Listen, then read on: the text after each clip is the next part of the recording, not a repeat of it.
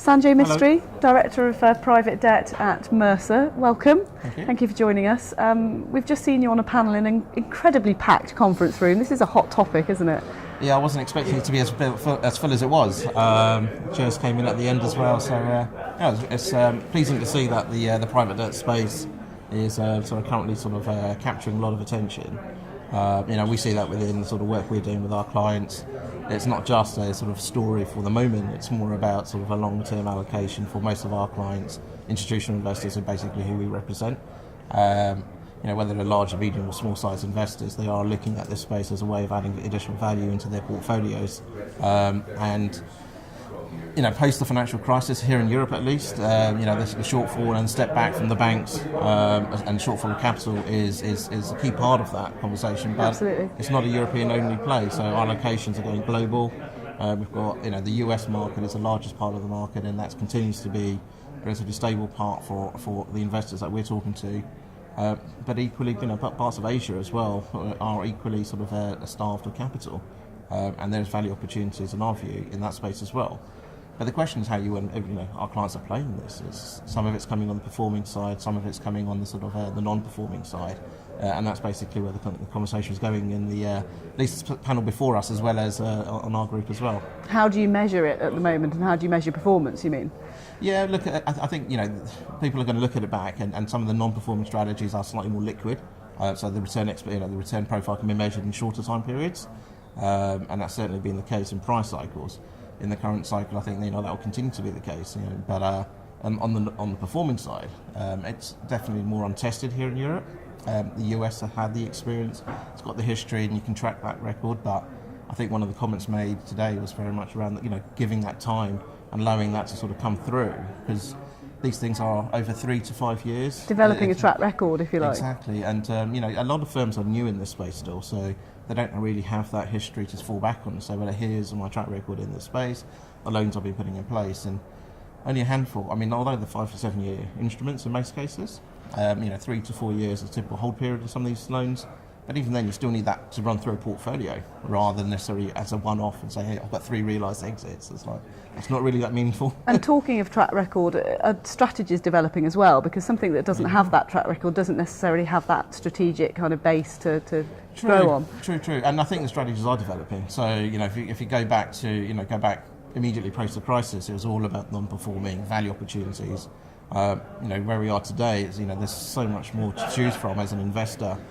So when we look to build up our client portfolios, we've got so much more choices, and we can steer them in these appropriate allocations. So whether it's the corporate space, infrastructure space, the real estate space, whether it's performing, non-performing, whether it's senior or whether it's unitranche or whether it's mezzanine, the choices are there.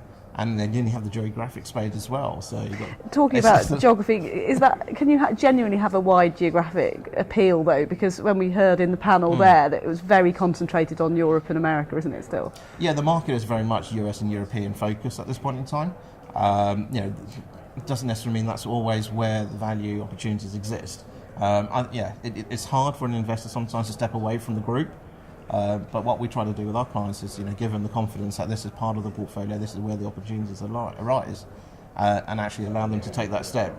Our role is basically to assist many of our investors through that sort of process and to say, well, look, where can this work? What works for my portfolio?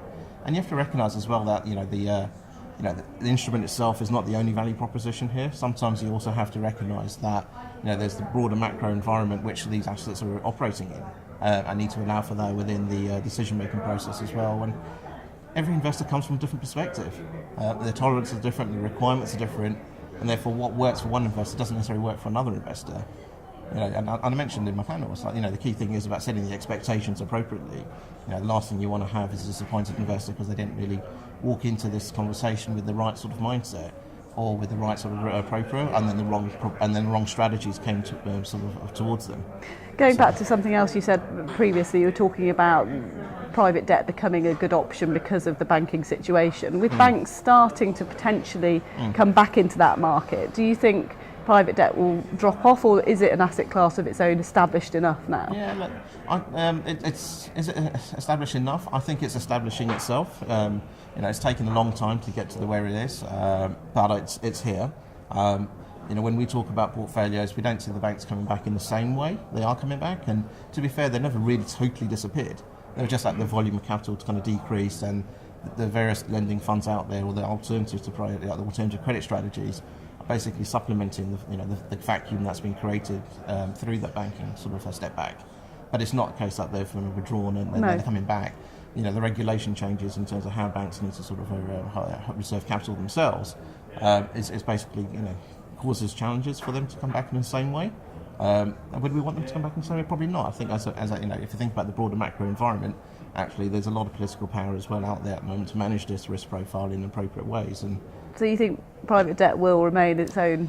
I think the way we talk about it to our clients is it's part of the institutional portfolio now. Very much it was opportunistic to start with, but in terms of today, allocations become a bit more mainstream. We're seeing increasing levels of fixed income investments coming board. When we talk about our clients when they're developing growth fixed income, not necessarily the liability matching assets also exist on the private side, and there's yield premium to be there, which is why we see a number of the sort of fixed income heavy investors also sort of looking at sort of investment grade options in the private space as well as the non-investment grade options. But it's a significant part of the portfolio.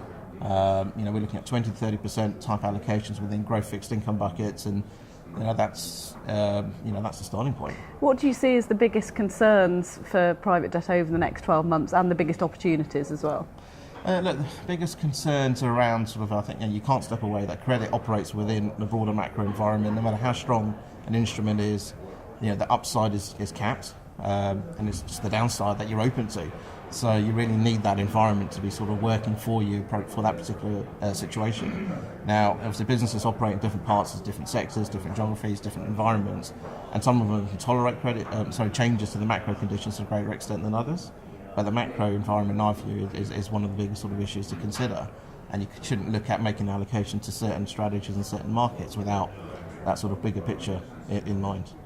But opportunities there too? Yeah, well, there are opportunities do exist, and I think that's why so many of our clients, and we've been sort of encouraging that sort of allocation. Why that room was packed and today. The room was packed for exactly that reason, because I think there is opportunities to be had. And when you look at broader fixed income, unfortunately, the opportunity set doesn't exist at this point in time. So people, especially some of our insurers, some of the other pension funds which have sort of strong income requirements, are actually looking at the private market and saying, actually, look, there is opportunity to be had here.